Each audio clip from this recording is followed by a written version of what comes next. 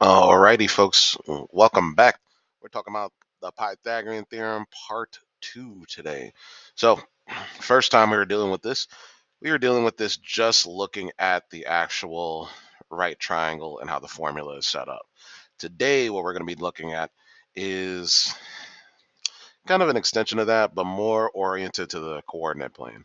So, let's take a look at the beginning of this here.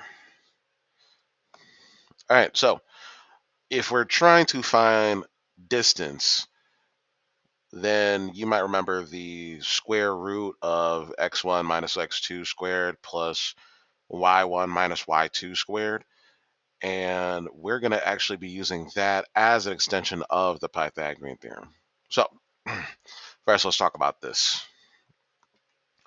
When line segments are placed diagonally on the coordinate plane, the Pythagorean theorem can be used to find the length of the hypotenuse, or the diagonal distance. So if you got any diagonal distance on the coordinate plane, we can essentially make us a right triangle using that and find the distance. So let's look at one example. All right, we are trying to find the length of the segment AB. Okay. Now they want us to find point C where this would form a right triangle. Now, if you remember, a right triangle has a right angle. So the way that we're going to go through and take a look at that is finding the point that would connect these two to end up making a right angle. So if you come down here to this corner, this is well, actually, all these corners of these boxes are right angles. But if we come down to this point and across to this point here is where these two would essentially intersect to make a right triangle. You could also do it by going up here and to the right. So this could be another potential C that we could use, but we're going to go with this one for right now. All right, now if you connect it, we got ourselves a right triangle here. Okay. Now, in order for us to do the Pythagorean theorem as we've seen it in the past, we need to go through and find either the lengths of AC and BC and use it to find the length of AB, which is our hypotenuse in this. So, second step here, count the lengths of AC and BC. Now you can just count the number of boxes in between A and C and B and C, which gives us 7 and 3. Now, with this involved, we could go through and use the Pythagorean theorem to find the hypotenuse, which is AB. Now, you could go back and do the distance formula for this, but essentially the Pythagorean theorem and the distance formula are more or less the same. Now, let's just bring this up real quick. The old formula for distance was D equals the square root of x1 minus x2 squared plus y1 minus y2 squared. You might have seen other variations of this where they switch the y2 and the y1 and the x2 and the x1, but it still is essentially the same thing. Now, this formula is actually the same thing as the Pythagorean theorem if we look at the parts that make it up. See, the parts that make it up we know are actually, let me write this. Yeah, I'll write it like that. Yeah, that's good. Originally, we've dealt with it as c squared equals a squared plus b squared. But if you're really looking to just find c is equal to the square root of a squared plus b squared.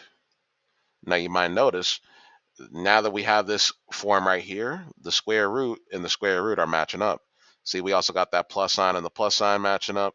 And essentially, A is the same thing as this x1 minus x2, and B is y1 minus y2. So this is the same formula that we've done in the past, but we're just going to go through and use it for the distance formula instead of, mucking around with all the points, possibly messing that up. So let's make it easy. All right, let's go through. Let's get our calculations up. First up, we got our formula, c squared equals a squared plus b squared. We plug in our two parts. So, oop, yeah, looks like we had a typo here. My fault, folks. Should have recognized that earlier. This is actually 5 boxes. My bad. So we got 5 squared plus 7 squared, which is 25 plus 49. That gives us 74. Now C equals the square root of 74. Now 74, I don't know if they want us to actually go through and simplify it, but for the sake of argument, this is what AB is essentially.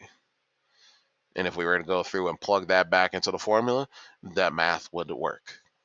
So you could go through and use the distance formula to find these diagonal lengths, but you could also use the Pythagorean theorem, which kind of cuts out a lot of the more annoying parts, aka the stuff in the parentheses. All right, let's look at another one.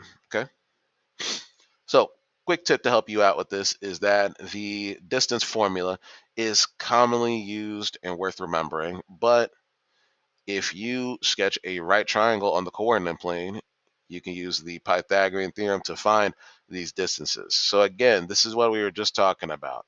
This formula, c squared equals a squared plus b squared, can be used to find the distance between these 2 points, A and B, on this little coordinate plane here. Because all this is, A is just the horizontal distance between these 2 points.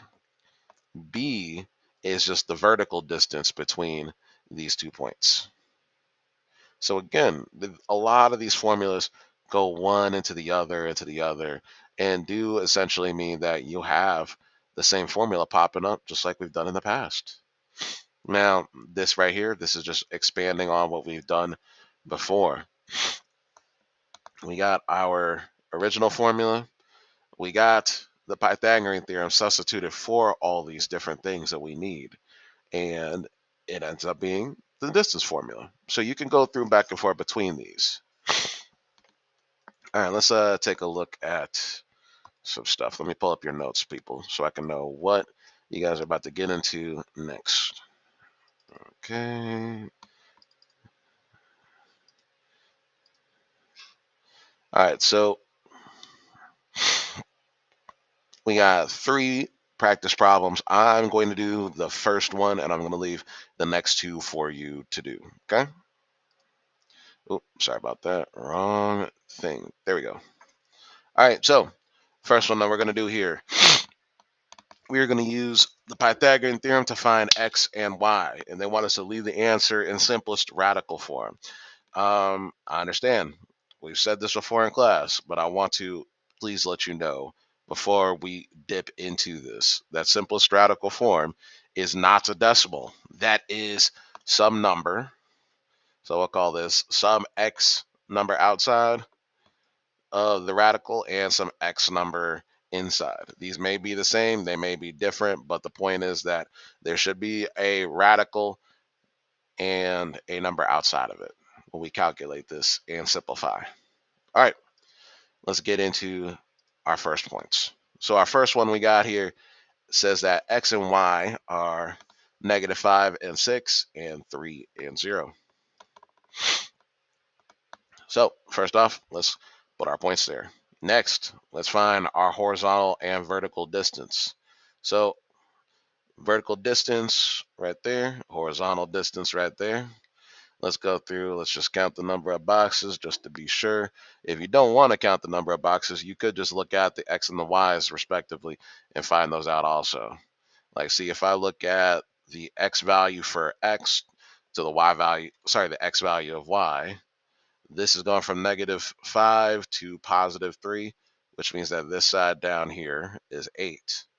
The other one's going from 0 to 6, which means that our vertical height or our vertical distance is 6. So we got 8 and 6. All right, let's run the formula. We got c squared equals, oop, yep, that's why it's good for us to count that stuff out. So we're actually going to go through and write this out ourselves. We got c squared equals a squared plus b squared. All right, now for the sake of argument, we're just going to generally make our a be our horizontal distance, our b be our vertical distance. So a is going to be 8 squared plus b, which is 6 squared. All right, now I know that this is just what c squared equals. C equals the square root of this sum. So this sum is made up of 8 squared, which is 64, plus 6 squared, which is 36. Now, 6 squared and 8 squared, 6 plus 64, that's going to be 70. 70 plus 30 means that you got 100 underneath our radical here. So if that's the case, let me go through and fix that. If that's the case, we got the square root of 100 equals C, which means that C really equals 10. So again, you got your points. You can go through and find out what your horizontal and vertical distance is, and we run it into the distance formula, and then we got it. All right, people, I'm going to leave these other two here for you, and then you can check your answers online on Google Classroom. But it's been great chilling with you, and I'll catch you later. Peace.